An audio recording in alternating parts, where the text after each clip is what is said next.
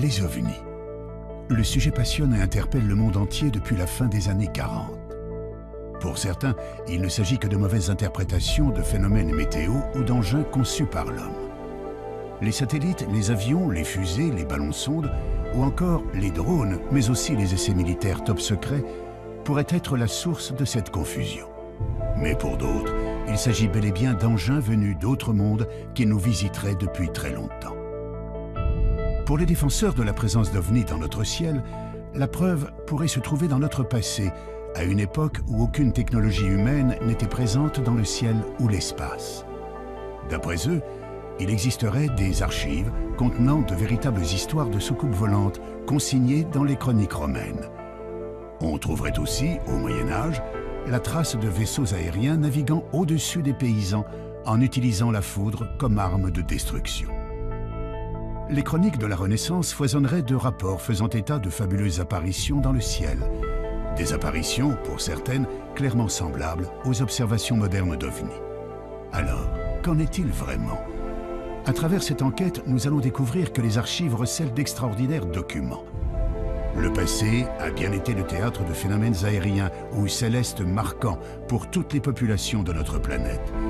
Des observations qui furent interprétées comme des apparitions divines, des présages, mais aussi comme d'effroyables signes du ciel.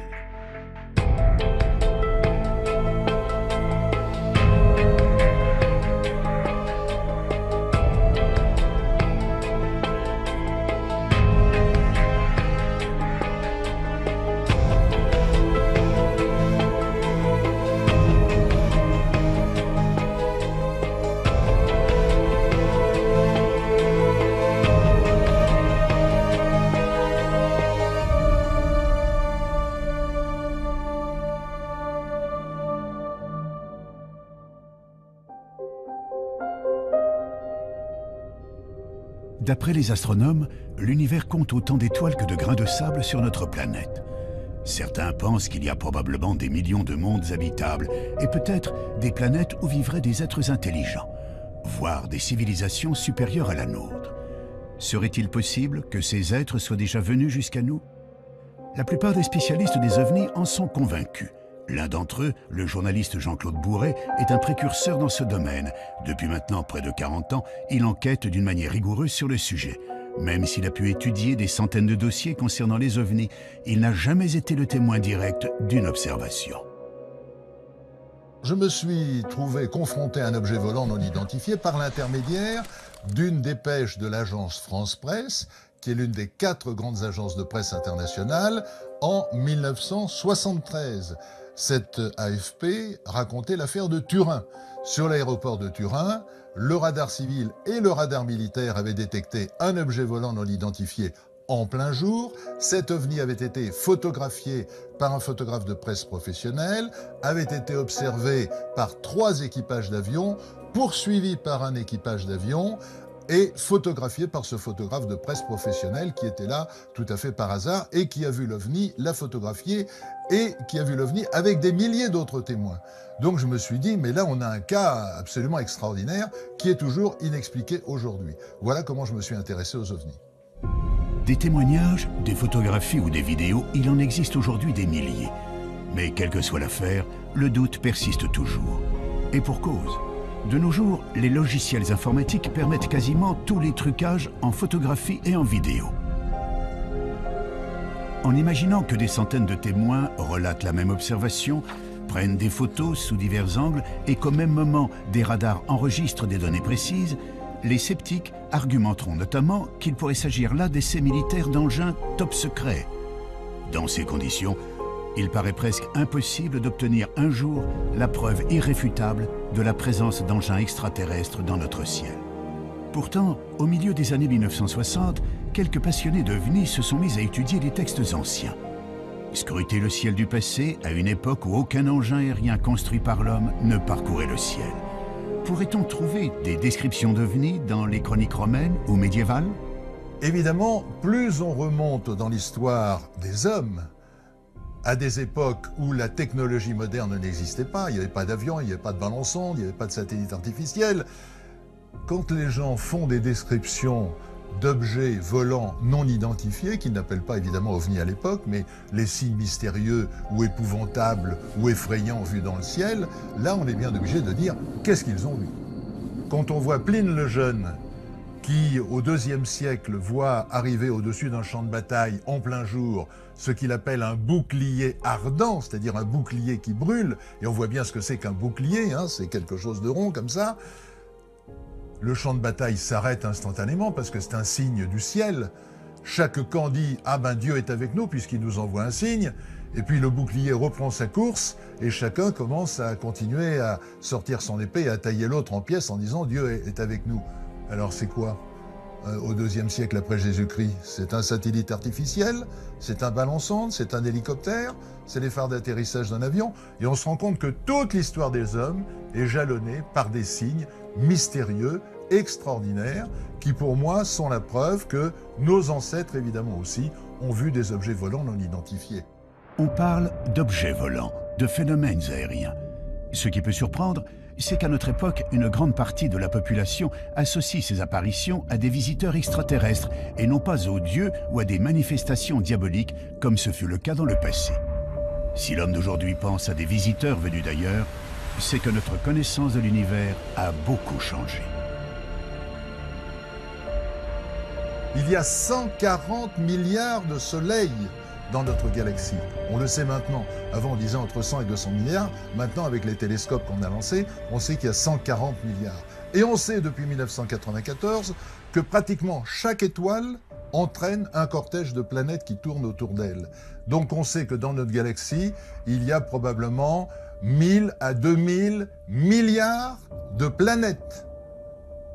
Donc même si vous prenez une hypothèse faible en imaginant que la vie ne peut naître que sur une planète sur 100, une planète sur 1000, une planète sur 1 million, une planète sur 1 milliard, ça fait encore des centaines, des milliers, des dizaines de milliers de planètes habitées dans notre galaxie. Et il y a un nombre infini de galaxies. Donc, j'ai la certitude que nous ne sommes pas seuls dans l'univers. J'ai la certitude que dans l'échelle des intelligences, nous sommes au bas de l'échelle. Nous sommes des primates, nous sommes des primitifs, nous sommes des singes à peine évolués. Et une civilisation qui aurait ne serait-ce que 1000 ans ou 2000 ans d'avance, ce qui n'est rien, parce qu'il peut y avoir des civilisations qui ont des milliards d'avance par rapport à nous, elle se manifesterait à nous sous une forme magique. Une forme magique, comme une lumière étrange, une apparition prodigieuse. Parmi les nombreuses vidéos d'OVNI, et il en existe quelques-unes dont la source a pu être vérifiée, comme celle que vous allez découvrir. Nous sommes en septembre 2012. En cette fin d'après-midi, une équipe de tournage s'affaire à filmer à Zutphen, en Moselle, les évolutions de parapente et de paramoteurs dans le ciel.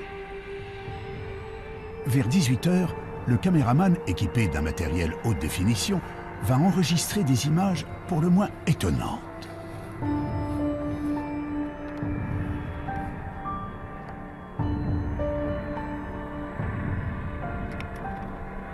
Qu'est-ce que c'était que ça? C'est quoi ce que tu fais? Et je sais pas, un ovni? Je sais pas ce que c'est. Sur les agrandissements et au ralenti, quelques séquences laissent apparaître ce que beaucoup définissent comme une sorte d'ange. Il est facile d'imaginer que si cette étonnante observation avait eu lieu quelques siècles auparavant, la plupart des gens l'auraient perçue comme une apparition divine. Il faut d'ailleurs noter que les références à des phénomènes étranges dans le ciel se retrouvent dans toutes les religions. Certaines des descriptions bibliques pourraient d'ailleurs laisser penser à des observations d'OVNI. Si vous prenez un livre qui est reconnu par tout le monde, le Pentateuque, reconnu par les Juifs, par les chrétiens, par les musulmans, vous avez le livre du prophète Ézéchiel. Eh bien, j'incite les téléspectateurs à prendre une Bible, s'ils en ont une chez eux, à lire la première page du livre du prophète Ézéchiel. Que dit Ézéchiel? Il dit « Et je vis des visions divines, et voici que quelque chose descend du ciel, brillant comme de l'airain luisant, et voici une roue sur la terre, comme si une roue eût été au milieu d'une autre roue, avec des yeux tout autour de la jante de la roue qui est immense, nous on dirait avec des hublots. Et voici des animaux qui descendent des roues, c'est-à-dire des êtres vivants, mais qui ne sont pas des êtres humains et qu'Ézéchiel appelle des animaux. Et les roues se déplacent et vont là où l'esprit des animaux veut qu'ils aillent. Donc c'est piloté, c'est clairement écrit dans la Bible. Donc là nous sommes 500 ans avant la naissance du Christ.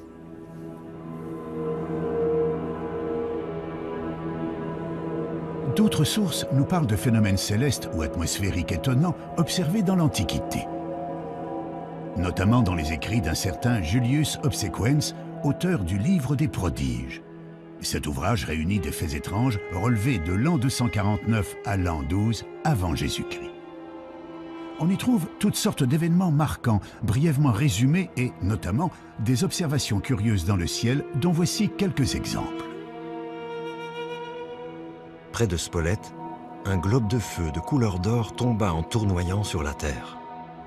Ayant ensuite augmenté de volume, il s'éleva dans les airs et, porté vers l'Orient, il couvrit l'étendue du soleil. On vit à Tarquinium une torche ardente sillonner l'étendue et tomber soudain. Au coucher du soleil, un corps semblable à un bouclier ardent fut aperçu, se dirigeant de l'Occident vers l'Orient. On vit comme des armes et des javelots s'élever de terre avec un grand bruit et se diriger vers le ciel. Comment expliquer ces mystérieuses observations relevées par plusieurs chroniqueurs romains? Yannis Delianis, historien, diplômé d'une maîtrise en archéologie à l'université de la Sorbonne, étudie ces textes anciens où les références à des phénomènes célestes ou météorologiques inexpliqués ne sont pas rares. Les Romains nous parlent de poutres enflammées qui traversent le ciel. Ils nous parlent d'apparitions, ils nous parlent de globes de feu qui parfois ont des comportements étranges dans le ciel. On a un exemple chez Julius Obsequens d'une boule qu'il nous dit de couleur dorée qui serait descendue pratiquement au niveau du sol pour ensuite remonter. Ce sont des phénomènes qu'on s'explique mal aujourd'hui, qui pourtant sont rapportés de façon plus ou moins précise. Et malheureusement, on ne sait pas quoi en faire de ces observations, de ces rapports. S'il est possible que certaines de ces descriptions, comme les torches ardentes, les poutres enflammées ou les étoiles chevelues, citées dans les chroniques romaines, peuvent se rattacher à l'observation des météorites ou des comètes, il paraît plus difficile d'expliquer la vision d'une boule dorée se posant puis remontant vers le ciel ou d'un bouclier ardent parcourant l'horizon. Quand on parle d'un bouclier, est-ce qu'on implique que l'objet est lui-même métallique, comme on peut le voir pour certains témoignages de soucoupes volantes?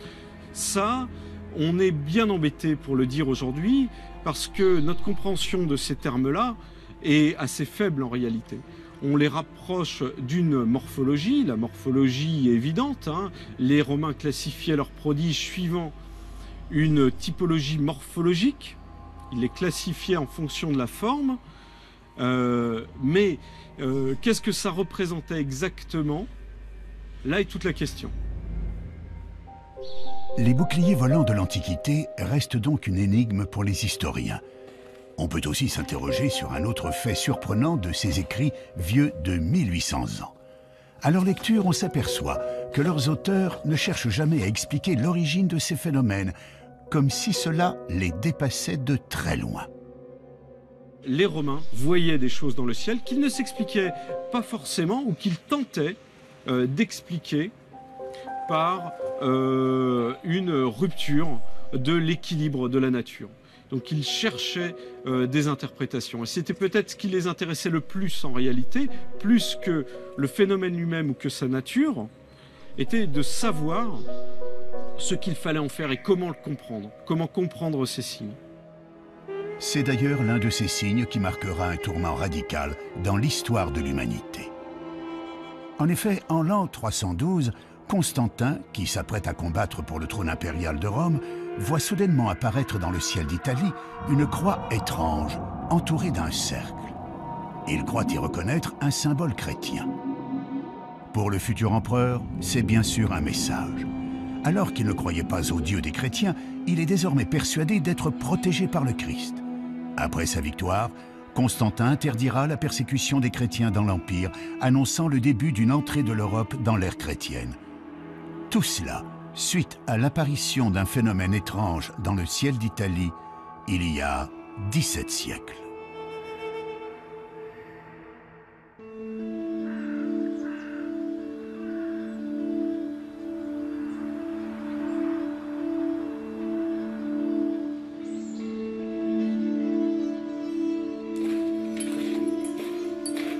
Saint-Jacques-des-Arrêts. Ce petit village du Beaujolais est connu pour son église, la seule au monde à abriter un tableau reconnu officiellement comme représentant très clairement des ovnis, une œuvre du peintre Jean Fusaro. C'est celui-ci.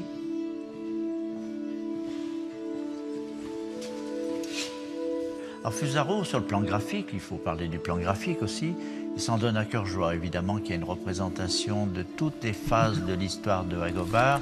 C'est tempestaire, le blé, le monde rural, la ruralité. Il y a même un petit hameau Beaujolais, là, derrière la croix, en bas, là. Et puis, il y a cette spatialité différente, cette fabuleuse interprétation de ce qu'on appelle des ovnis au jour d'aujourd'hui, hein. Des ovnis, des bateaux qui voguent dans les nuages. Alors, ce sont soit des bateaux, soit des soucoupes, soit des montgolfières, soit des cochons qui volent, soit des oiseaux qui volent. C'est tout à fait un monde où Fusaro se délecte d'abord, parce que c'est un peintre de la délectation. Il se délecte et il laisse parler totalement son imaginaire. Et ça, c'est très très fort, très très fort. L'auteur de ce tableau ne laisse pas tout à fait parler son imagination. Il illustre en effet un récit datant du 8e siècle signé par l'évêque de Lyon, Agobard. Ce dernier relate une histoire tout à fait extraordinaire qui interpellera bien plus tard les amateurs d'ovnis. Michel Rubellin, maître de conférence à l'université Lyon 2, est l'auteur de plusieurs ouvrages de référence sur Agobard.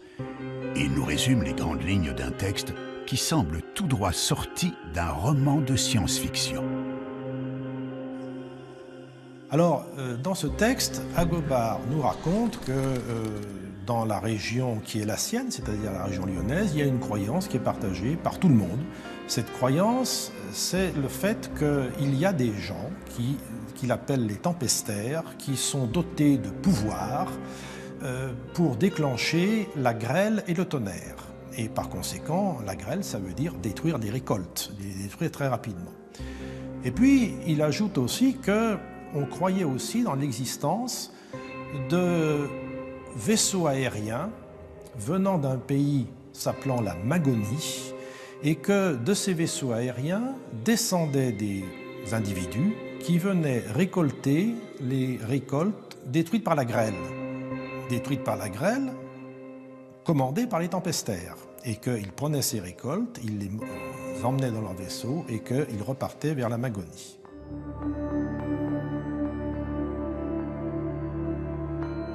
Le texte d'Agobard contient d'autres détails surprenants sur ces épisodes de navires volants au haut Moyen-Âge. Un jour où il se promenait dans la campagne, il a vu un rassemblement de paysans qui entouraient 4 personnes, 3 hommes et une femme, et ces paysans disaient « ces gens-là sont des gens qui sont tombés des vaisseaux, venus de ces vaisseaux depuis la Magonie. » Et par conséquent, ce sont des gens que nous avons enchaînés et que nous nous apprêtons à lapider. Je dis bien, hein, contrairement à des interprétations qui ont été données par la suite. Et Agobard dit, eh bien, grâce à la persuasion, grâce à ma parole, j'ai réussi à sauver ces 4 malheureuses personnes en démontrant à mes auditeurs que il ne pouvait pas venir de vaisseaux en question qui n'existaient pas. Par conséquent, il fallait absolument éviter de les lapider. Il les a délivrés. C'est tout ce que dit Agobard hein, sur la Magonie et sur les vaisseaux. On peut donc facilement comprendre pourquoi ce texte a enflammé l'imaginaire des ufologues. Et pourtant, il faut rester prudent. Dans ce texte, Agobard n'écrit jamais qu'il a vu lui-même des vaisseaux aériens. ce ne sont en réalité que des récits qui lui sont rapportés. Cette histoire extraordinaire, unique en son genre, qu'on ne retrouve nulle part ailleurs dans les chroniques de cette période, ne serait en fait qu'une rumeur.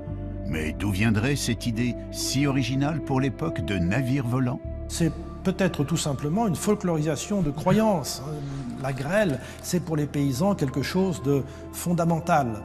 C'est le danger numéro 1 parce que c'est quelque chose qui ne peut pas être prévu et qui, en l'espace de quelques secondes, détruit toutes les récoltes. Donc c'est une des terreurs numéro 1 des paysans. Et je pense qu'autour de cette terreur, eh bien, toute une série de croyances ont pu se développer. Ça vient d'en haut, oui, ça vient d'en haut, ça vient du ciel. Ça vient du ciel parce que dans le ciel, il y a des puissances qui envoient la grêle. Alors ces puissances, de là à les mettre dans un navire aérien, je veux dire, le pas n'est pas très difficile à franchir. Difficile pourtant de retrouver d'autres récits issus du folklore qui nous parlent de navires volants pilotés par des êtres venus d'un autre monde. Si l'on n'a pas encore découvert à ce jour de textes équivalents, il existe pourtant des représentations anciennes de vaisseaux naviguant dans le ciel pilotés par des êtres à l'apparence humaine. Ces représentations sont visibles dans une église située dans le monastère de Dekani, au Kosovo. Parmi les fresques et les icônes datant du milieu du XIVe siècle, on peut apercevoir sur une crucifixion 2 engins aériens très particuliers. 2 petits vaisseaux occupés chacun par un homme qui semble faire office de pilote. Une représentation peinte il y a plus de 700 ans et qui, on peut le comprendre, a passionné les amateurs d'ovnis qui pensent avoir trouvé là une véritable preuve d'ovnis dans les temps anciens. Mais pour mieux comprendre, il faut visiter d'autres églises plus proches de nous qui abritent des représentations assez comparables à celles de Dekani. En Belgique, à Chevetogne, se trouve un petit monastère occupé, tout comme au Kosovo, par des religieux orthodoxes.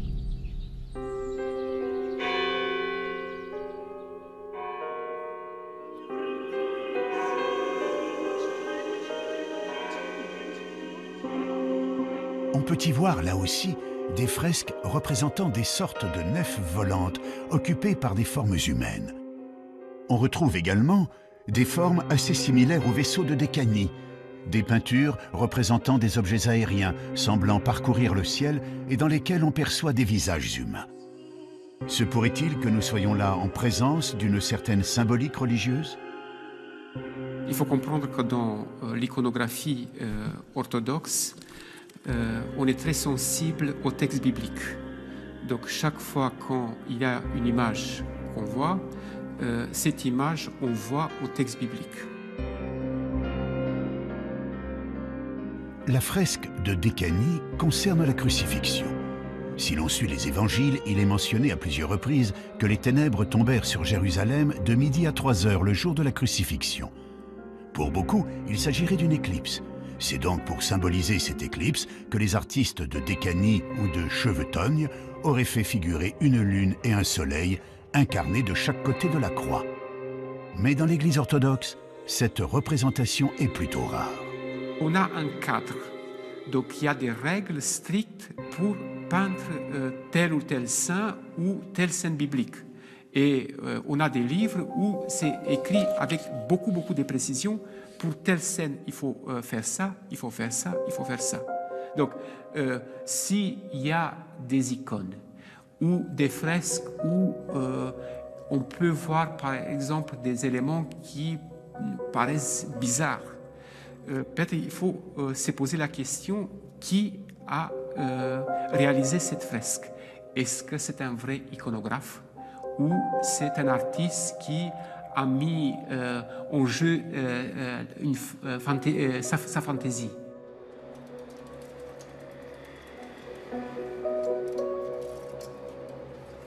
D'autres églises abritent des œuvres dans lesquelles certains ont cru déceler d'étonnantes représentations d'ovnis. C'est le cas de la collégiale Notre-Dame de Beaune. Des tapisseries monumentales datant du XVe siècle sont exposées dans le chœur de l'église. Les personnages, les paysages, les châteaux et même les nuages sont représentés d'une manière assez réaliste pour l'époque. On y perçoit surtout, figurant dans le ciel à 2 reprises, des objets sombres, ressemblant très clairement à ce que l'on nommerait aujourd'hui des soucoupes volantes. Serait-on là face à une volonté des artistes de l'époque de faire figurer une observation particulière dans le ciel du XVe siècle? La réponse à cette énigme se trouve en fait dans l'histoire même des tapisseries. Il faut remonter au commanditaire, au financeur de cette œuvre. Or, il se trouve que l'un des généreux donateurs était le cardinal Jean Rollin, un cardinal que les artistes de l'époque, pour une raison que l'on ignore, n'ont pas pu représenter physiquement sur les tapisseries. Alors, pour le remercier, ils ont tout simplement fait broder sa coiffe, le symbole de son rang, autrement dit son chapeau, au-dessus de tous les autres personnages. Une explication difficilement contestable, même si certains avancent le fait qu'un chapeau de cardinal est toujours représenté en rouge et surtout pas en noir. Il s'avère donc très périlleux de chercher des preuves de l'existence des ovnis dans les peintures, les fresques ou les broderies des siècles passés. Cependant, un travail de recherche dans les archives pourrait permettre de dénicher des cas de phénomènes inexplicables dans le ciel de nos ancêtres.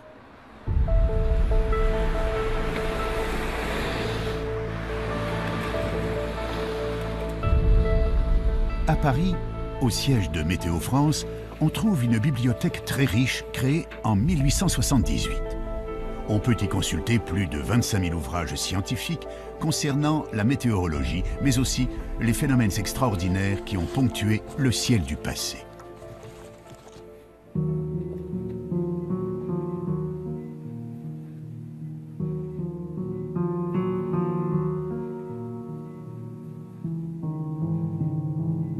On a la chance d'avoir une bibliothèque qui est très riche et ancienne. On a des livres à partir du XVIe siècle. Et donc on peut retracer un peu comme ça toute l'histoire des connaissances sur l'atmosphère. Et on retrouve dans ces livres les premiers, par exemple, les premières observations de gloire qui avaient été faites au XVIe siècle par Bouguer lors d'un voyage en Amérique du Sud pour mesurer le méridien de la Terre. Donc, disons, il y a des livres sur les aurores boréales aussi qui datent du XVIIe siècle, qui sont, enfin, tous ces phénomènes fascinent les hommes depuis extrêmement longtemps.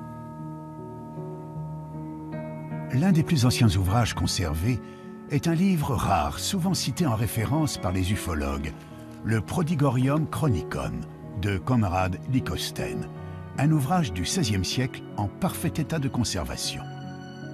Le livre de Lycosthenes, c'est un livre en latin, c'est le livre des prodiges, qui a été édité en 1557 et qui est une chronique depuis la création, depuis le déluge, d'un ensemble de phénomènes extraordinaires. Alors ces phénomènes extraordinaires peuvent concerner les animaux, alors, ce sont des animaux avec deux têtes, mais dans la plupart des cas, ce sont des phénomènes naturels. Donc il y a un grand nombre d'inondations, justement de parélie, de halos. Il y a énormément de phénomènes lumineux dans l'atmosphère qui s'interprètent assez facilement. Puis il y a des choses plus... on se demande si c'est pas sorti de l'imagination de celui qui a écrit. Par exemple, on voit des bruits des armes dans le ciel, donc des bruits de bataille. On peut penser que ce sont des orages. Des tremblements de terre, enfin, on voit avec des villes qui sont avec des bâtiments qui sont détruits. Donc ce livre est très intéressant parce que chaque phénomène est daté. Et puis donc il y a un très grand nombre d'illustrations. Alors on se rend compte, ce sont des illustrations qui étaient des gravures au bois, et que c'était un petit peu les mêmes illustrations qui resservaient plusieurs fois. Une nouvelle fois, l'auteur de cet ouvrage, tout comme le chroniqueur romain Julius Obsequens, fait donc état de prodiges extraordinaires observés dans le ciel depuis l'Antiquité. On y retrouve, illustrés, les fameux boucliers évoluant dans l'atmosphère, des soleils en pleine nuit, des torches ardentes et autres poutres flamboyantes. Mais à y regarder de plus près, il semblerait très envisageable que la majorité des cas représentés sur ces gravures trouvent aisément des explications météorologiques ou astronomiques. Pour les cas les plus étranges, il faut savoir que l'histoire des hommes a été marquée par des phénomènes cosmiques extraordinaires, mais tout à fait naturels. Des phénomènes qui ont très sûrement interpellé les chroniqueurs du passé. Il y a de temps en temps des phénomènes nouveaux et étonnants.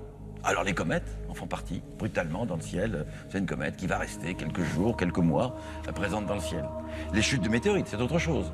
Alors ou bien c'est une étoile filante dans le ciel, ou bien c'est vraiment une explosion, ou bien c'est vraiment une onde de choc, ou c'est vraiment un cratère à l'arrivée, notre phénomène. Il y a un autre phénomène intéressant qu'on n'a pas vu depuis quelque temps, qui est une supernova. Qu'est-ce que c'est qu'une supernova? C'est une étoile qui, après avoir fabriqué des éléments comme l'oxygène, l'azote, le chlore, jusqu'au fer, explose. C'est-à-dire elle s'effondre sur elle-même et rebondit et explose. Et entre parenthèses, ce sont des phénomènes essentiels, puisque c'est le mécanisme par lequel nos atomes dans notre corps sont formés. Tout ce que vous avez dans votre corps, c'est-à-dire un peu de chlore, un peu de magnésium, un peu de calcium, etc. et autres, a été fabriqué un jour dans une étoile qui n'est pas le Soleil et qui a explosé. Et un tel phénomène est spectaculaire, parce que l'étoile, quand elle explose, elle devient pratiquement aussi lumineuse que toute la galaxie, c'est-à-dire aussi lumineuse qu'1 milliard d'étoiles. Ce qui veut dire que cet objet est l'objet le plus brillant du ciel. Vous le voyez évidemment la nuit, c'est le plus brillant, mais en même temps, vous le voyez le jour. Il est tellement brillant qu'on le voit de jour. Ah, il est moins bien que le Soleil, d'accord. Mais vous voyez cette étoile nouvelle que vous ne pouvez pas ignorer, qui va durer 20 jours, 30 jours, maximum 100 jours, qui apparaît brutalement et qui ensuite disparaît lentement. On peut en effet largement concevoir qu'une supernova, l'explosion d'une météorite ou l'apparition soudaine d'une nouvelle étoile dans le ciel, ait pu frapper l'esprit de nos ancêtres. Quand un phénomène nouveau apparaît, il y a ceux qui imaginent je ne sais quelle histoire complètement stupide, je dirais même obscurantiste, et puis il y a ceux qui réfléchissent. Et il y a déjà plus de 2000 ans, Lucrèce, qui observait les comètes comme ses contemporains, s'était dit « je ne comprends pas ce que c'est que les comètes, mais si on étudie ce phénomène, et si on réfléchit, on le comprendra. Et un jour viendra où nous comprendrons ce qu'est ce phénomène, qui est un phénomène naturel, probablement. Vous voyez ce que disait Lucrèce il y a 2000 ans. Puis en même temps, certains écrivaient je ne sais quelles histoires rocambolesques sur le sujet. Si de nombreux phénomènes astronomiques étaient connus et étudiés dans l'Antiquité, il semble pourtant que les Grecs, comme les Romains, aient été les témoins de curieuses apparitions. Que pensent les astronomes d'aujourd'hui de ces boucliers ardents ou du cas de ce globe doré qui remontait vers le ciel? Ce genre de phénomène, ça se rattache à ce qu'on appelle la fragilité des témoignages humains. C'est-à-dire, en gros, quand vous assistez à quelque chose, n'importe quoi, un accident, un phénomène, et on vous demande de témoigner. Eh bien, en fait, ce qui se passe, c'est que vous avez vu, votre cerveau l'interprète. Et votre cerveau l'interprète en fonction de son éducation. Et donc, on a fait cette expérience une fois à Nice, je me souviens, l'observatoire de Nice, où le 3e étage d'une fusée soviétique retombait dans la Méditerranée. Et on a dit aux gens, décrivez-nous ce que vous avez vu. Et les gens racontaient leur imagination. Certains ils mettaient des hublots dans la fusée en question, certains ils racontaient les bandes dessinées qu'ils avaient vues, ce qu'on avait raconté à côté. Autrement dit, le témoignage humain est relatif à l'éducation que vous avez eue. Donc il est tout à fait naturel que n'importe quel phénomène céleste ou terrestre, vu pour la première fois par quelqu'un, soit considéré comme magique, soit considéré comme extraordinaire. Et on a là des contes qui finalement montrent la richesse de l'imagination humaine.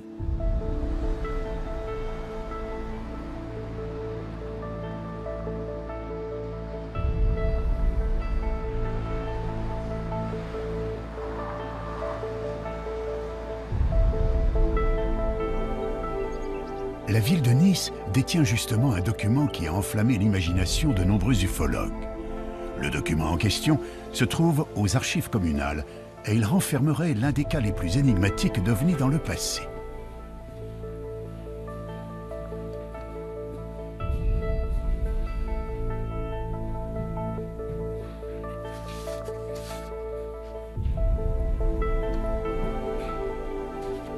Un petit livret intitulé « Discours des terribles et épouvantables signes apparus sur la mer de Gênes » nous dévoile plusieurs histoires se déroulant en août 1608. Cette année-là, la population aurait été témoin de nombreux prodiges autour de la Méditerranée, notamment en Italie, où les habitants de Gênes furent terrorisés par l'arrivée subite de 3 chars aux carrosses extraordinaires sur le port de la ville. Des chars tirés par des figures de feu, d'où sortaient des hommes dont le corps semblait en partie recouvert d'écailles. Ces hommes sont décrits comme ayant des serpents volants entortillés autour du bras qui sautaient hors de la mer en poussant des cris effroyables. L'auteur nous signale que des gens seraient morts de terreur devant ce spectacle épouvantable et que le Seigneur des lieux aurait ordonné qu'on tire plus de 800 coups de canon contre ces incroyables engins qui n'en furent nullement effrayés. Face à un texte de cette nature, il est assez compréhensible que certains puissent y voir une véritable scène de science-fiction en plein XVIIe siècle. Ce document, il apparaît en 1608. Il fait partie de toute cette littérature de prodige qui est très florissante au XVIIe siècle.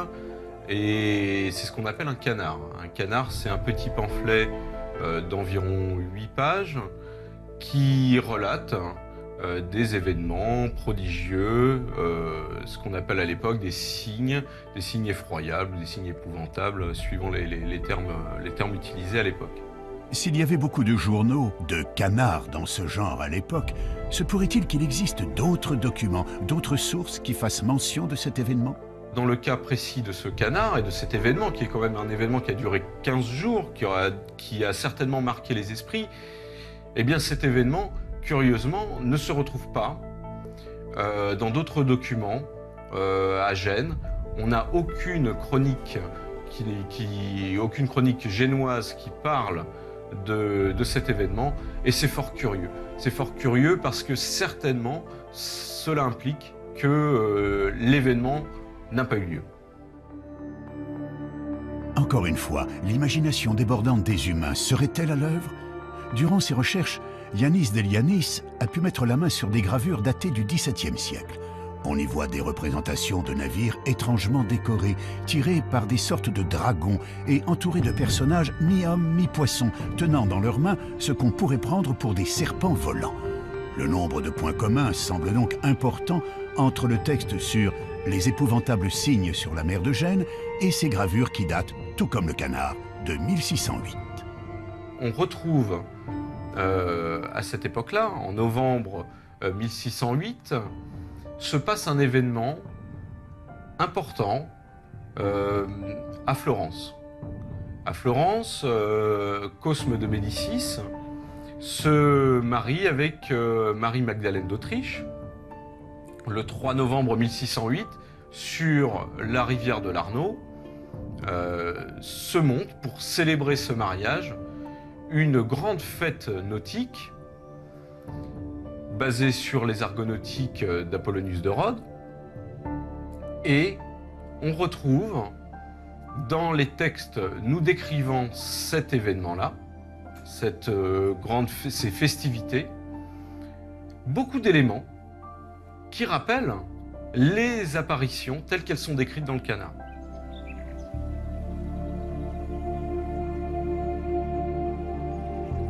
D'après Yanis, le livret en question fut édité en décembre 1608.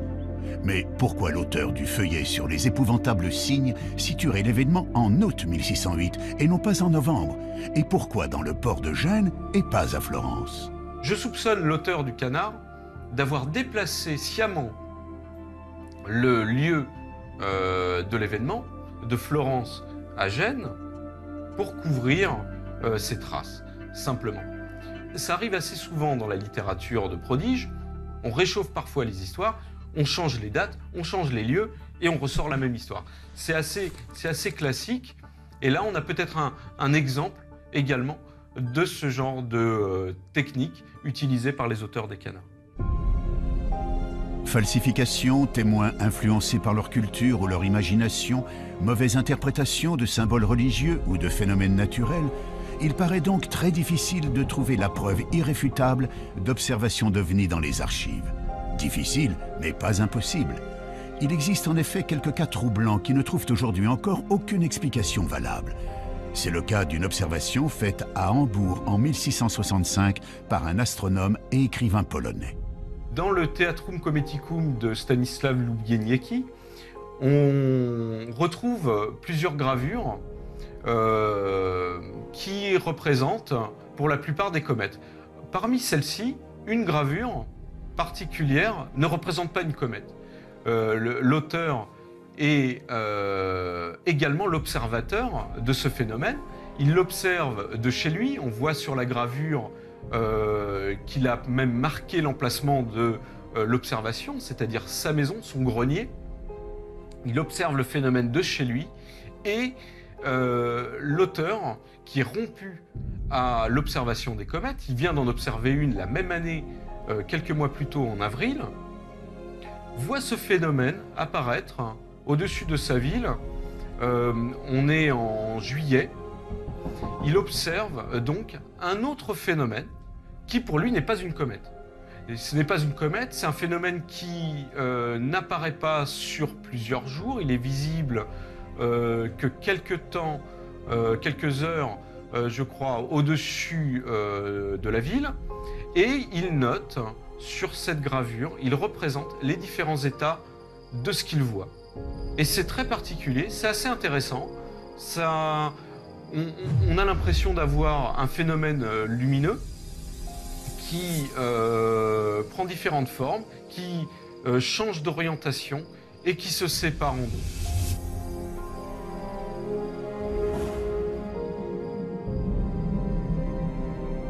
Difficile cette fois de remettre ce témoignage en cause ou d'y trouver une explication naturelle connue.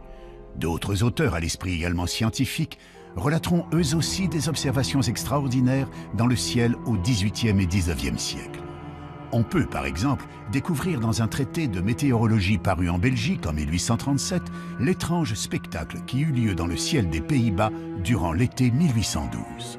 Le 23 août, vers les 9 h du soir, M. Nieuwenhuis, ministre à Utrecht, revenant d'une maison de campagne, aperçut dans le ciel une bande de la largeur de 2 fois le diamètre de la Lune. Au commencement, elle parut formée de quelques traits de feu parallèles, qui allaient en se rapprochant puis se réunissaient. La lumière augmenta par degrés, la bande devint rouge de feu, et le milieu comme le fer incandescent. Et il s'en élança des rayons enflammés, qui à 3 reprises différentes s'épanouirent et se contractèrent en se dirigeant vers le nord. Tout à coup, il en partit un corps semblable à une étoile rouge de feu. En peu d'instants, elle devint grande comme la moitié de la Lune. Sa lumière devint étincelante et presque aussi éclatante que celle du soleil couchant. Ce globe retourna alors dans le milieu de la bande dont il était sorti. Il a ensuite poursuivi sa route au-delà, et son éclat s'affaiblit en raison de la distance. Là encore, ce phénomène observé aux Pays-Bas il y a plus de 200 ans reste une affaire totalement inexpliquée.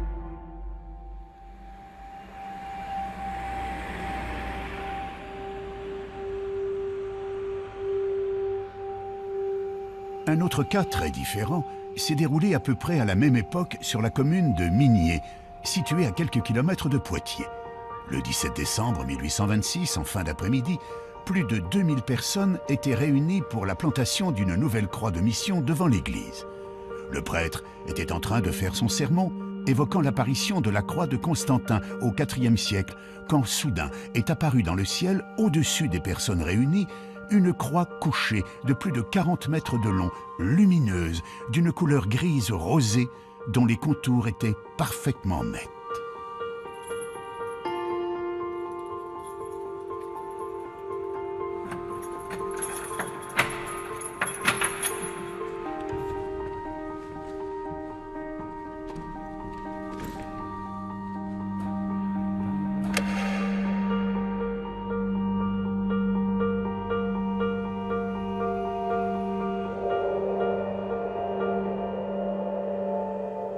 C'est pendant qu'il parlait de cette victoire de la croix que brusquement les gens ont été détournés, ne l'ont plus écouté. Il a essayé de parler plus fort et son confrère a dû intervenir en lui disant « Mais cessez de parler de l'apparition à Constantin, regardez ce qui se passe ». Et c'est là qu'il y avait une grande croix lumineuse qui était apparue dans le ciel, mais une croix couchée, sans Christ dessus, une croix lumineuse couchée. L'émotion fut immense. La plupart des gens présents se mirent à pleurer, à crier, mais surtout à prier. Cette croix gigantesque, située seulement à une 60aine de mètres au-dessus de leur tête, était silencieuse, immobile et surtout d'une netteté parfaite, diront les témoins. Ces gens, pour la plupart des paysans qui avaient donc l'habitude des phénomènes naturels, n'ont a priori pas pu confondre cette apparition avec un nuage à la forme particulière. D'ailleurs, les rapports de l'époque font état d'un ciel parfaitement clair ce jour-là. La croix resta en place durant plusieurs dizaines de minutes. Elle était restée très figée, très fixe, donc sans aucun mouvement. Et elle a disparu parce qu'après le prédicateur, évidemment, il avait perdu l'attention de ses fidèles. Il ne lui restait plus qu'une chose, il a essayé d'entonner le chant « Vive Jésus, vive sa croix » qu'on chantait lors de ses plantations de croix, mais ça n'a pas trop bien marché, les gens étaient trop perturbés par cette croix apparue pour pouvoir chanter. Alors, de guerre lasse, il a fait rentrer les gens dans l'église pour rendre grâce à Dieu. Et comme ça, dans l'église, il pensait avoir nouveau son peuple en main, le peuple qui lui échappait à l'extérieur. Une petite partie des gens présents n'avaient pas pu rentrer dans l'église. Certains étaient restés à l'extérieur. Quelques personnes ont donc encore pu observer plus longuement cette croix aux particularités si étonnantes. Il y a même le témoignage d'une dame qui est citée dans la commission d'enquête, qui repartait et qui par le haut, donc en montant, puisque nous sommes un peu dans le creux, et qui a les collines d'alentour, qu'elle voyait encore la croix couchée, donc en partant tout de suite pendant que les gens allaient dans l'église, elle la voyait encore de haut, à peu près à sa hauteur. Si l'on résume, il ne paraît pas envisageable que cette population ait pu faire face à un phénomène météorologique connu. Peu probable également de trouver une explication du côté de l'astronomie. Reste l'hypothèse d'un canular, une théorie qui a aussi eu quelques adeptes peu après l'apparition. Certains avançaient qu'il était possible d'obtenir un résultat similaire en installant une croix de bois léger sur un système de câbles tendus sur des centaines de mètres. Donc vous avez pu vous-même voir que ce n'était guère possible des câbles parce que c'est quand même très éloigné et puis les collines ne sont pas élevées à ce point-là que des câbles auraient pu supporter une croix. Non, l'autre c'était la théorie du cerf-volant, donc qu'apporte ce témoin qui voudrait absolument dire qu'elle n'ait pas eu lieu. Mais là aussi, le maire de Migné lui a envoyé une lettre officielle, d'ailleurs qui est publiée, l'invitant à venir sur place, à faire son montage de cerf-volant pour montrer que ce serait possible. Mais finalement, il ne s'est jamais présenté. Il faut également admettre que si cette apparition n'était qu'une escroquerie conçue par un petit groupe, l'opération aurait nécessité un bon nombre de complices, la croix en question faisant tout de même plus de 40 mètres de long. Difficile de ne pas être vu et de rester discret pour installer un tel monument à 60 mètres de haut sur une place publique en plein jour. De plus, les années passant, personne n'a jamais avoué avoir participé à une telle action. Enfin, si des gens d'église avaient organisé et créé de toutes pièces cette apparition dans un but de propagande, ils auraient utilisé leur propre code, respecté le dogme catholique. Or, la croix qui est apparue dans le ciel de Migné en 1826 est dans le sens contraire au rite chrétien. L'évêque a fait, quand il a fait reconstruire l'église pour garder un souvenir de l'apparition, il l'a fait reconstruire en la retournant en quelque sorte à l'endroit exact où est apparue la croix. C'est pour cette raison que l'église actuelle, donc puisqu'on a rajouté le chœur et le transept, est tournée vers l'ouest, donc en sens inverse de toutes les autres églises. Donc pour moi, c'est plutôt un signe que de sortir, d'aller vers le monde, de regarder en avant. Cette histoire de la croix de Migné reste aujourd'hui encore classée dans la catégorie des apparitions divines, tout comme la croix apparue à Constantin ou les nombreux prodiges observés à toutes les époques de l'histoire humaine. Nous l'avons vu, une très grande partie des cas décrits par les ufologues comme étant des preuves de l'existence des ovnis dans le passé peuvent trouver des explications rationnelles. Mais une chose est certaine, les archives contiennent bien des cas d'observation de phénomènes extraordinaires et inexpliqués dans le ciel du passé. Toutes les civilisations qui furent témoins de ces prodigieuses apparitions y ont perçu un signe interprété comme magique ou divin. Aujourd'hui, à notre tour, nous interprétons ces signes en y voyant la présence de technologies venues d'autres planètes. Une croyance qui nous permettrait d'accréditer la thèse selon laquelle nous rentrerons un jour en contact avec une civilisation plus évoluée que la nôtre.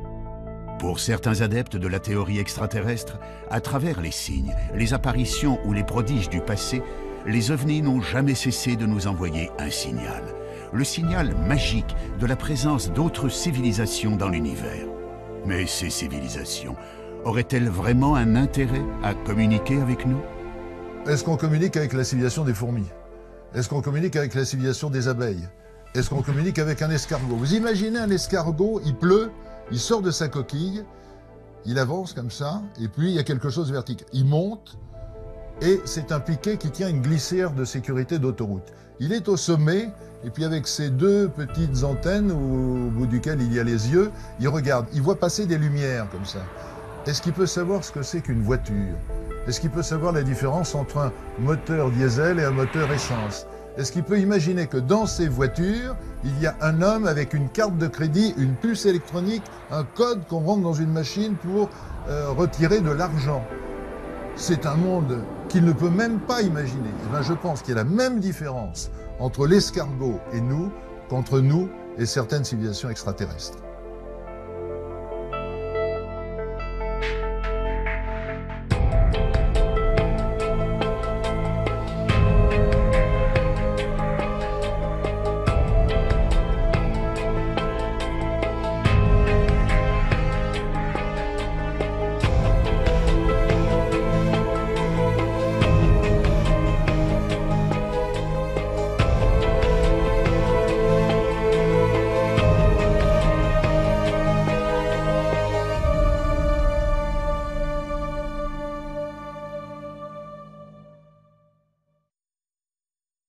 Utilisant la foudre comme arme de destruction. Les chroniques de la Renaissance foisonneraient de rapports faisant état de fabuleuses apparitions dans le ciel.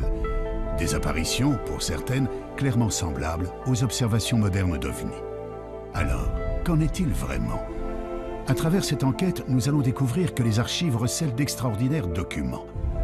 Le passé a bien été le théâtre de phénomènes aériens ou célestes marquants pour toutes les populations de notre planète. Des observations qui furent interprétées comme des apparitions divines, des présages, mais aussi comme d'effroyables signes du ciel.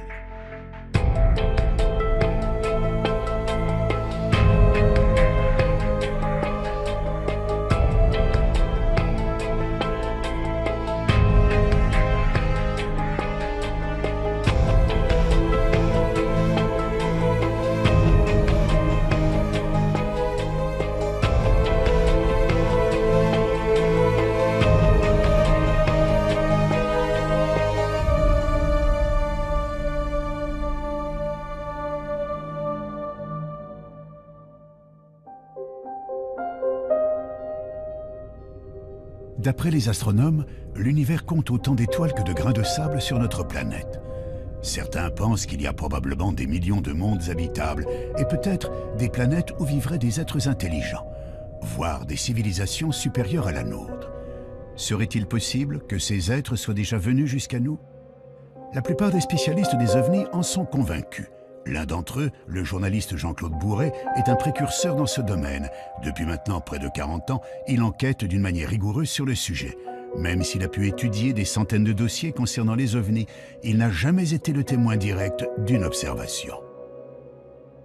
Je me suis trouvé confronté à un objet volant non identifié par l'intermédiaire d'une dépêche de l'agence France Presse, qui est l'une des 4 grandes agences de presse internationales, en 1973. Cette AFP racontait l'affaire de Turin. Sur l'aéroport de Turin, le radar civil et le radar militaire avaient détecté un objet volant non identifié en plein jour. Cet ovni avait été photographié par un photographe de presse professionnel, avait été observé par 3 équipages d'avions, poursuivi par un équipage d'avion, et photographié par ce photographe de presse professionnel qui était là tout à fait par hasard et qui a vu l'OVNI, l'a photographié et qui a vu l'OVNI avec des milliers d'autres témoins. Donc je me suis dit, mais là on a un cas absolument extraordinaire qui est toujours inexpliqué aujourd'hui. Voilà comment je me suis intéressé aux OVNI. Des témoignages, des photographies ou des vidéos, il en existe aujourd'hui des milliers. Mais quelle que soit l'affaire, le doute persiste toujours. Et pour cause. De nos jours, les logiciels informatiques permettent... Ça n'a pas trop bien marché, les gens étaient trop perturbés par cette croix apparue pour pouvoir chanter. Alors, de guerre lasse, il a fait rentrer les gens dans l'église pour rendre grâce à Dieu. Et comme ça, dans l'église, il pensait avoir nouveau son peuple en main, le peuple qui lui échappait à l'extérieur. Une petite partie des gens présents n'avaient pas pu rentrer dans l'église. Certains étaient restés à l'extérieur. Quelques personnes ont donc encore pu observer plus longuement cette croix aux particularités si étonnantes. Il y a même le témoignage d'une dame qui est citée dans la commission d'enquête, qui repartait et qui par le haut, donc en montant, puisque nous sommes un peu dans le creux, et qui a les collines d'alentour, qu'elle voyait encore la croix couchée, donc en partant tout de suite pendant que les gens allaient dans l'église, elle la voyait encore de haut, à peu près à sa hauteur. Si l'on résume, il ne paraît pas envisageable que cette population ait pu faire face à un phénomène météorologique connu. Peu probable également de trouver une explication du côté de l'astronomie. Reste l'hypothèse d'un canular, une théorie qui a aussi eu quelques adeptes peu après l'apparition.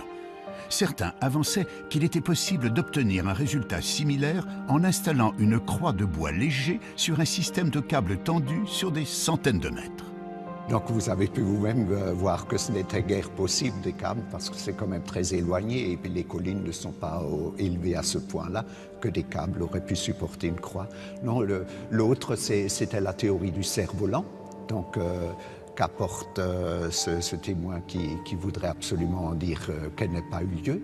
Mais là aussi le maire de Migné lui a envoyé une lettre officielle, d'ailleurs qui est publiée, l'invitant à venir sur place à faire son montage de cerf-volant pour montrer que ce serait possible, mais finalement il ne s'est jamais présenté. Il faut également admettre que si cette apparition n'était qu'une escroquerie conçue par un petit groupe, l'opération aurait nécessité un bon nombre de complices, la croix en question faisant tout de même plus de 40 mètres de long. Difficile de ne pas être vu et de rester discret pour installer un tel monument à 60 mètres de haut sur une place publique en plein jour. De plus, les années passant, personne n'a jamais avoué avoir participé à une telle action. Enfin, si des gens d'église avaient organisé et créé de toutes pièces cette apparition dans un but de propagande, ils auraient utilisé leur propre code, respecté le dogme catholique. Or, la croix qui est apparue dans le ciel de Migné en 1826 est dans le sens contraire au rite chrétien. L'évêque a fait, quand il a fait reconstruire l'église pour garder un souvenir de l'apparition, il l'a fait reconstruire en la retournant en quelque sorte à l'endroit exact où est apparue la croix. C'est pour cette raison que l'église actuelle, donc puisqu'on a rajouté le chœur et le transept, est tournée vers l'ouest, donc en sens inverse de toutes les autres églises. Donc, il va durer 20 jours, 30 jours, maximum 100 jours, qui apparaît brutalement et qui ensuite disparaît lentement. On peut en effet largement concevoir qu'une supernova, l'explosion d'une météorite ou l'apparition soudaine d'une nouvelle étoile dans le ciel ait pu frapper l'esprit de nos ancêtres. Quand un phénomène nouveau apparaît, il y a ceux qui imaginent je ne sais quelle histoire complètement stupide, je dirais même obscurantiste, et puis il y a ceux qui réfléchissent. Et il y a déjà plus de 2000 ans, Lucrèce, qui observait les comètes comme ses contemporains, s'était dit « je ne comprends pas ce que c'est que les comètes, mais si on étudie ce phénomène et si on réfléchit, on le comprendra. Et un jour viendra où nous comprendrons ce qu'est ce phénomène, qui est un phénomène naturel probablement. Vous voyez ce que disait Lucrèce il y a 2000 ans. Puis en même temps, certains écrivaient je ne sais quelles histoires rocambolesques sur le sujet. Si de nombreux phénomènes astronomiques étaient connus et étudiés dans l'Antiquité, il semble pourtant que les Grecs comme les Romains aient été les témoins de curieuses apparitions.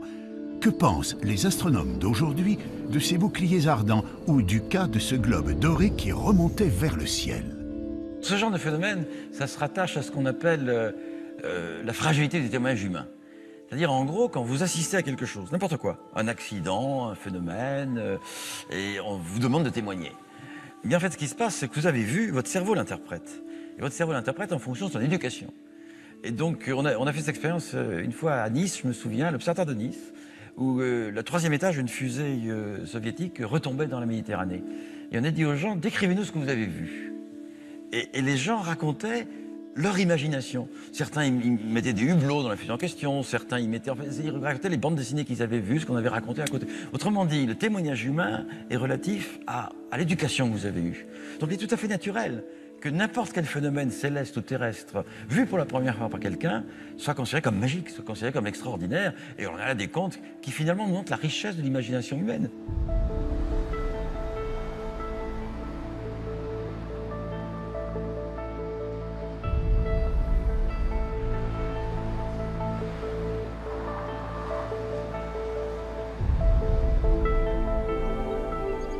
La ville de Nice détient justement un document qui a enflammé l'imagination de nombreux ufologues. Le document en question se trouve aux archives communales et il renfermerait l'un des cas les plus énigmatiques d'OVNI dans le passé.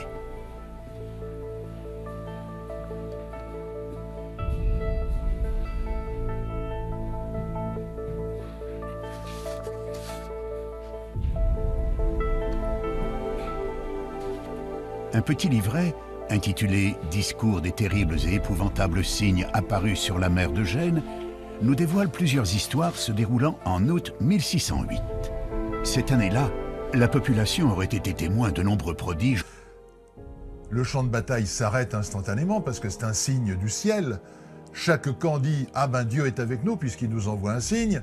Et puis le bouclier reprend sa course et chacun commence à continuer à sortir son épée et à tailler l'autre en pièces en disant « Dieu est avec nous ». Alors c'est quoi au IIe siècle après Jésus-Christ? C'est un satellite artificiel, c'est un ballon-sonde, c'est un hélicoptère, c'est les phares d'atterrissage d'un avion. Et on se rend compte que toute l'histoire des hommes est jalonnée par des signes mystérieux, extraordinaires, qui pour moi sont la preuve que nos ancêtres, évidemment aussi, ont vu des objets volants non identifiés. On parle d'objets volants, de phénomènes aériens. Ce qui peut surprendre, c'est qu'à notre époque, une grande partie de la population associe ces apparitions à des visiteurs extraterrestres et non pas aux dieux ou à des manifestations diaboliques, comme ce fut le cas dans le passé. Si l'homme d'aujourd'hui pense à des visiteurs venus d'ailleurs, c'est que notre connaissance de l'univers a beaucoup changé. Il y a 140 milliards de soleils dans notre galaxie. On le sait maintenant. Avant, on disait entre 100 et 200 milliards. Maintenant, avec les télescopes qu'on a lancés, on sait qu'il y a 140 milliards. Et on sait depuis 1994 que pratiquement chaque étoile entraîne un cortège de planètes qui tournent autour d'elle.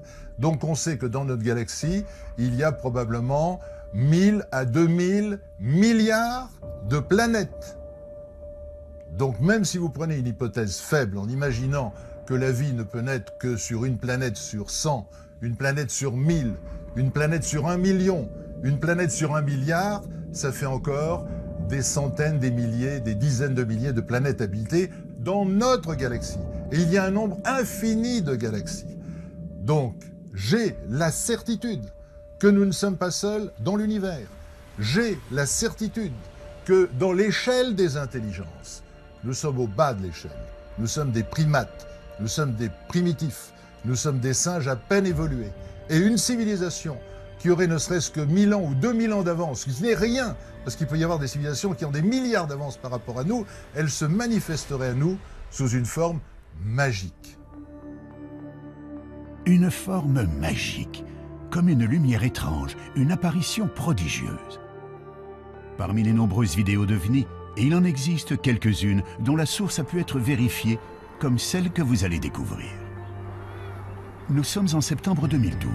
En cette fin d'après-midi, une équipe de tournage s'affaire à filmer à Zutphen, en Moselle, les évolutions de parapente et de paramoteurs dans le ciel. Vers 18 h, le caméraman, équipé d'un matériel haute définition, va enregistrer des images pour le moins étonnantes.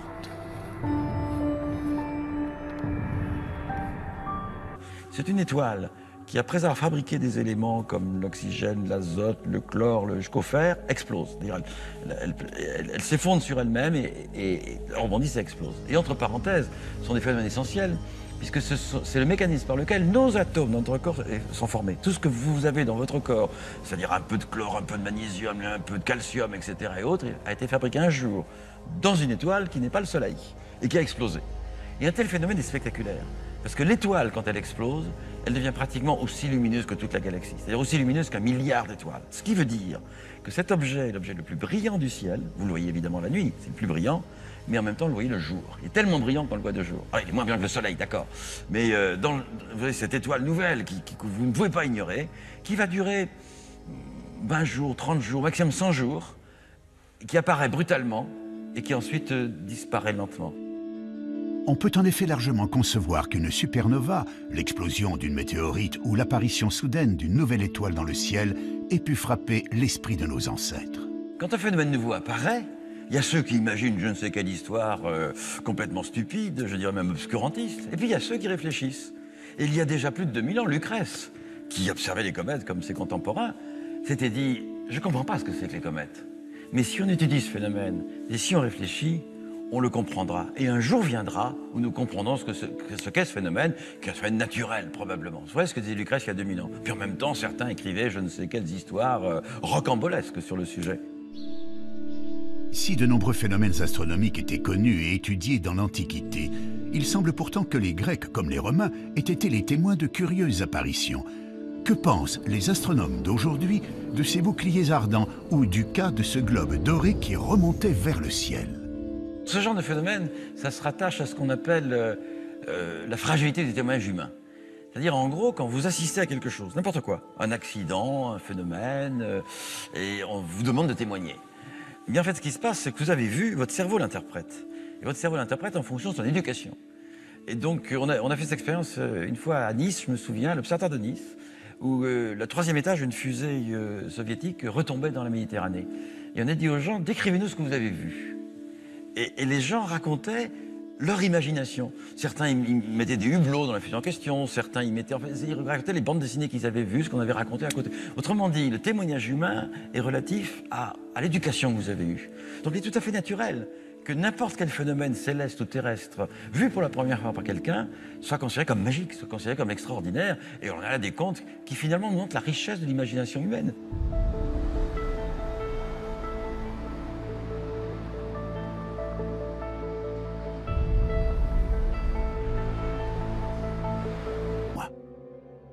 Les Romains voyaient des choses dans le ciel qu'ils ne s'expliquaient pas forcément ou qu'ils tentaient d'expliquer par une rupture de l'équilibre de la nature.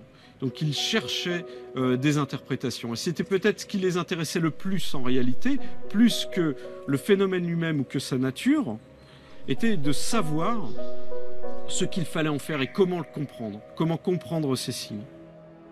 C'est d'ailleurs l'un de ces signes qui marquera un tournant radical dans l'histoire de l'humanité.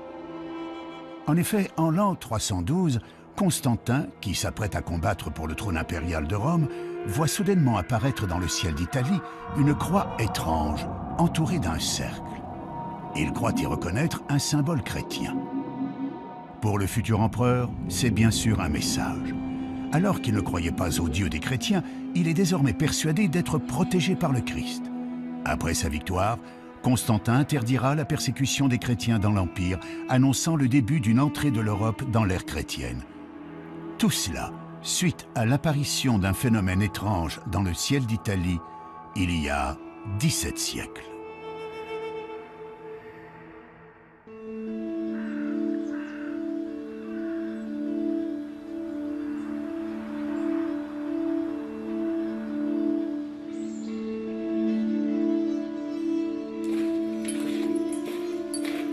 Saint-Jacques-des-Arrêts. Ce petit village du Beaujolais est connu pour son église, la seule au monde à abriter un tableau reconnu officiellement comme représentant très clairement des ovnis, une œuvre du peintre Jean Fusaro. C'est celui-ci.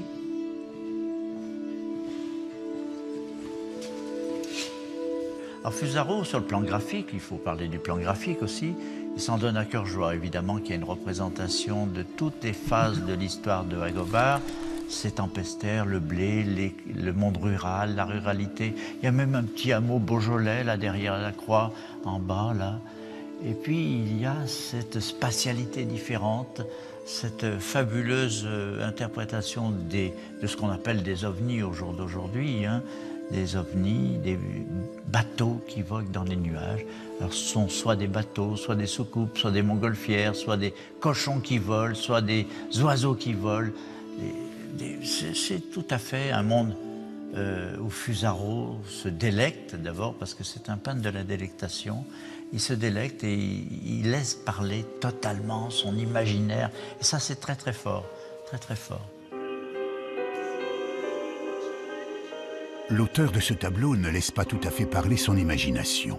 Il illustre en effet un récit datant du 8e siècle. Ces bordantes des humains seraient-elles à l'œuvre? Durant ses recherches, Yanis Delianis a pu mettre la main sur des gravures datées du XVIIe siècle. On y voit des représentations de navires étrangement décorés, tirés par des sortes de dragons et entourés de personnages mi-hommes, mi-poissons, tenant dans leurs mains ce qu'on pourrait prendre pour des serpents volants. Le nombre de points communs semble donc important entre le texte sur les épouvantables signes sur la mer de Gênes et ces gravures qui datent, tout comme le canard, de 1608. On retrouve à cette époque-là, en novembre 1608, se passe un événement important à Florence. À Florence, Cosme de Médicis se marie avec Marie-Magdalène d'Autriche le 3 novembre 1608 sur la rivière de l'Arno.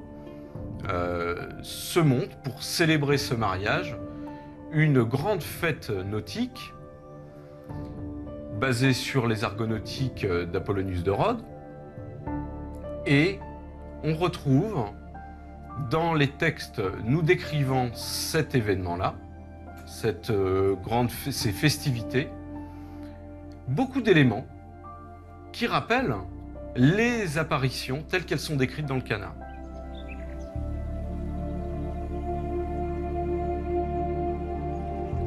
D'après Yanis, le livret en question fut édité en décembre 1608. Mais pourquoi l'auteur du feuillet sur les épouvantables signes situerait l'événement en août 1608 et non pas en novembre? Et pourquoi dans le port de Gênes et pas à Florence? Je soupçonne l'auteur du canard d'avoir déplacé sciemment le lieu de l'événement de Florence à Gênes pour couvrir ces traces, simplement. Ça arrive assez souvent dans la littérature de prodige, on réchauffe parfois les histoires, on change les dates, on change les lieux et on ressort la même histoire. C'est assez classique, et là on a peut-être un exemple également de ce genre de technique utilisée par les auteurs des canards. Falsification, témoins influencés par leur culture ou leur imagination, mauvaise interprétation de symboles religieux ou de phénomènes naturels, il paraît donc très difficile de trouver la preuve irréfutable d'observations d'ovnis dans les archives. Difficile, mais pas impossible. Il existe en effet quelques cas troublants qui ne trouvent aujourd'hui encore aucune explication valable. C'est le cas d'une observation faite à Hambourg en 1665 par un astronome et écrivain polonais. Dans le Theatrum Cometicum de Stanisław Lubieniecki, on retrouve plusieurs gravures que nous avons enchaînées et que nous nous apprêtons à lapider. Je dis bien, contrairement à des interprétations qui ont été données par la suite. Et Agobard dit, eh bien, grâce à la persuasion, grâce à ma parole, j'ai réussi à sauver ces 4 malheureuses personnes en démontrant à mes auditeurs que il ne pouvait pas venir de vaisseaux en question qui n'existaient pas. Par conséquent, il fallait absolument éviter de les lapider. Il les a délivrés. C'est tout ce que dit Agobard sur la Magonie, sur les vaisseaux. On peut donc facilement comprendre pourquoi ce texte a enflammé l'imaginaire des ufologues. Et pourtant, il faut rester prudent. Dans ce texte, Agobard n'écrit jamais qu'il a vu lui-même des vaisseaux aériens. Ce ne sont en réalité que des récits qui lui sont rapportés. Cette histoire extraordinaire, unique en son genre, qu'on ne retrouve nulle part ailleurs dans les chroniques de cette période, ne serait en fait qu'une rumeur. Mais d'où viendrait cette idée si originale pour l'époque de navires volants? C'est peut-être tout simplement une folklorisation de croyances. La grêle, c'est pour les paysans quelque chose de fondamental. C'est le danger numéro 1 parce que c'est quelque chose qui ne peut pas être prévu et qui, en l'espace de quelques secondes, détruit toutes les récoltes. Donc c'est une des terreurs numéro 1 des paysans. Et je pense qu'autour de cette terreur, eh bien, toute une série de croyances ont pu se développer. Ça vient d'en haut, oui, ça vient d'en haut, ça vient du ciel. Ça vient du ciel parce que dans le ciel, il y a des puissances qui envoient la grêle. Alors ces puissances, de là à les mettre dans un navire aérien, je veux dire, le pas n'est pas très difficile à franchir. Difficile pourtant de retrouver d'autres récits issus du folklore qui nous parlent de navires volants pilotés par des êtres venus d'un autre monde. Si l'on n'a pas encore découvert à ce jour de textes équivalents, il existe pourtant des représentations anciennes de vaisseaux naviguant dans le ciel pilotés par des êtres à l'apparence humaine. Ces représentations sont visibles dans une église située dans le monastère de Dekani, au Kosovo. Parmi les fresques et les icônes datant du milieu du XIVe siècle, on peut apercevoir sur une crucifixion 2 engins aériens très particuliers. 2 petits vaisseaux occupés chacun par un homme qui semble faire office de pilote. Une représentation peinte il y a plus de 700 ans et qui, on peut le comprendre, a passionné les amateurs d'ovnis qui pensent avoir trouvé là une véritable preuve d'ovnis dans les temps anciens. Mais pour mieux comprendre, il faut visiter d'autres églises plus proches de nous qui abritent des représentations assez comparables à celles de Décanie. En Belgique, à Chevetogne, se trouve que cet objet est l'objet le plus brillant du ciel. Vous le voyez évidemment la nuit, c'est le plus brillant, mais en même temps, vous le voyez le jour. Il est tellement brillant qu'on le voit de jour. Alors, il est moins brillant que le soleil, d'accord. Mais vous voyez cette étoile nouvelle que vous ne pouvez pas ignorer, qui va durer 20 jours, 30 jours, maximum 100 jours, qui apparaît brutalement et qui ensuite disparaît lentement. On peut en effet largement concevoir qu'une supernova, l'explosion d'une météorite ou l'apparition soudaine d'une nouvelle étoile dans le ciel ait pu frapper l'esprit de nos ancêtres. Quand un phénomène nouveau apparaît, il y a ceux qui imaginent je ne sais quelle histoire complètement stupide, je dirais même obscurantiste, et puis il y a ceux qui réfléchissent. Et il y a déjà plus de 2000 ans, Lucrèce, qui observait les comètes comme ses contemporains, s'était dit « je ne comprends pas ce que c'est que les comètes, mais si on étudie ce phénomène, et si on réfléchit, on le comprendra. Et un jour viendra où nous comprendrons ce qu'est ce phénomène, qui est un phénomène naturel, probablement. Vous voyez ce que disait Lucrèce il y a 2000 ans. Puis en même temps, certains écrivaient je ne sais quelles histoires rocambolesques sur le sujet. Si de nombreux phénomènes astronomiques étaient connus et étudiés dans l'Antiquité, il semble pourtant que les Grecs, comme les Romains, aient été les témoins de curieuses apparitions. Que pensent les astronomes d'aujourd'hui de ces boucliers ardents ou du cas de ce globe doré qui remontait vers le ciel? Ce genre de phénomène, ça se rattache à ce qu'on appelle la fragilité du témoignage humain. C'est-à-dire, en gros, quand vous assistez à quelque chose, n'importe quoi, un accident, un phénomène, et on vous demande de témoigner. Eh bien, en fait, ce qui se passe, c'est que vous avez vu, votre cerveau l'interprète. Et votre cerveau l'interprète en fonction de son éducation. Et donc, on a fait cette expérience une fois à Nice, je me souviens, l'observatoire de Nice, où le 3e étage d'une fusée soviétique retombait dans la Méditerranée. Et on a dit aux gens, décrivez-nous ce que vous avez vu. Et les gens racontaient leur imagination. Certains, ils mettaient des hublots dans la fusée en question, certains, ils racontaient les bandes dessinées qu'ils avaient vues, ce qu'on avait raconté à côté. Autrement dit, le témoignage humain est relatif à l'éducation que vous avez eue. Donc il est tout à fait naturel que n'importe quel phénomène céleste ou terrestre, vu pour la première fois par quelqu'un, soit considéré comme magique, soit considéré comme extraordinaire. Et on a là des contes qui finalement nous montrent la richesse de l'imagination humaine.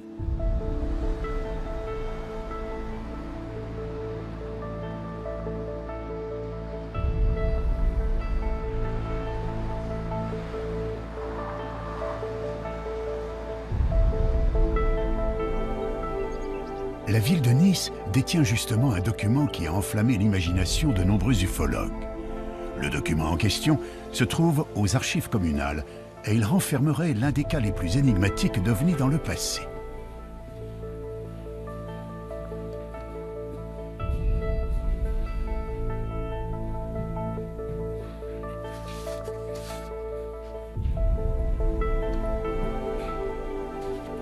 Un petit livret a pu rentrer dans l'église.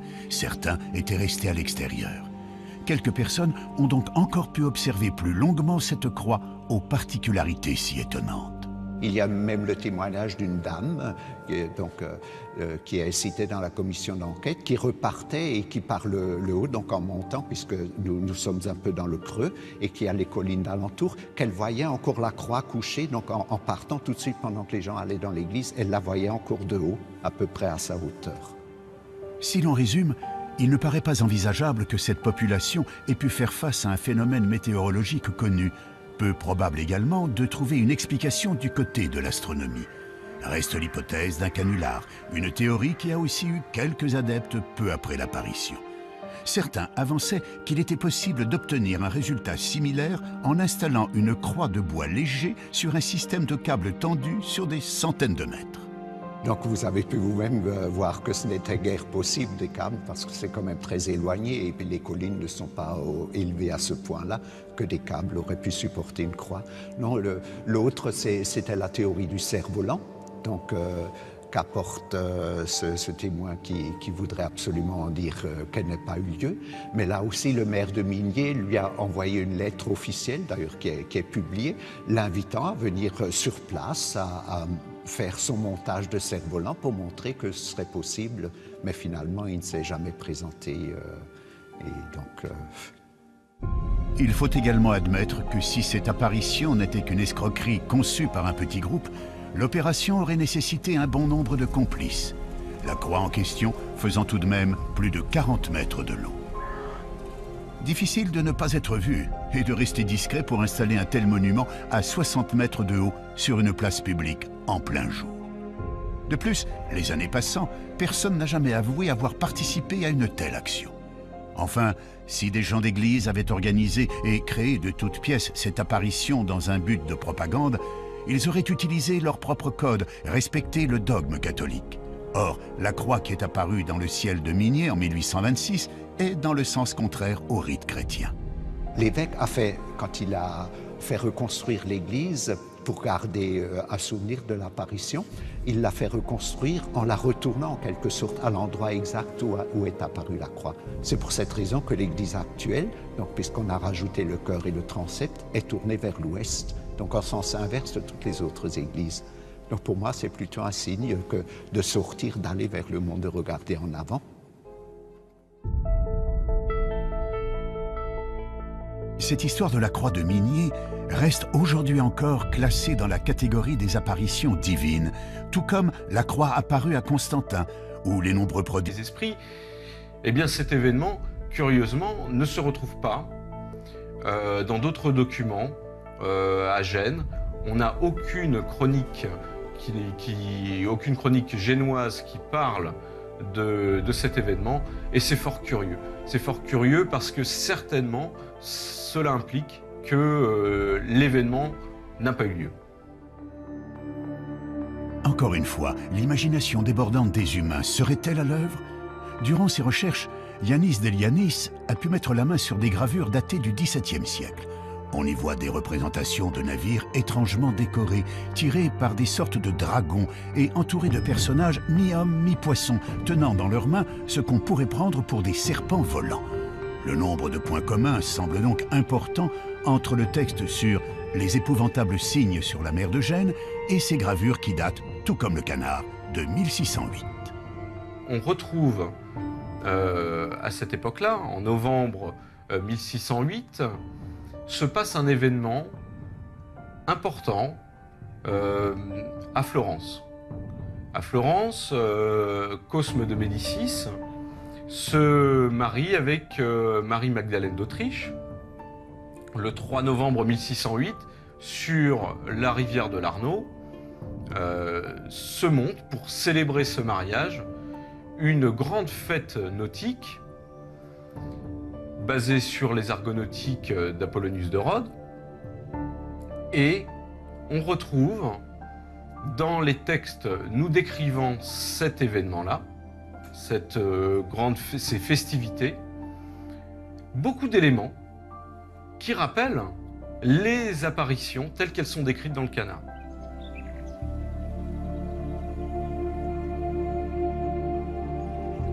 D'après Yanis, le livret en question fut édité en décembre 1608. Mais pourquoi l'auteur du feuillet sur les épouvantables signes situerait l'événement en août 1608 et non pas en novembre? Et pourquoi dans le port de Gênes et pas à Florence? Je soupçonne l'auteur du canard d'avoir déplacé sciemment le lieu de l'événement de Florence à Gênes pour couvrir ses traces, simplement. Ça arrive assez souvent dans la littérature de prodige, on réchauffe parfois les histoires, on change les dates, on change les lieux et on ressort la même histoire. C'est assez classique, et là on a peut-être un exemple également de ce genre de technique utilisée par les auteurs des canards.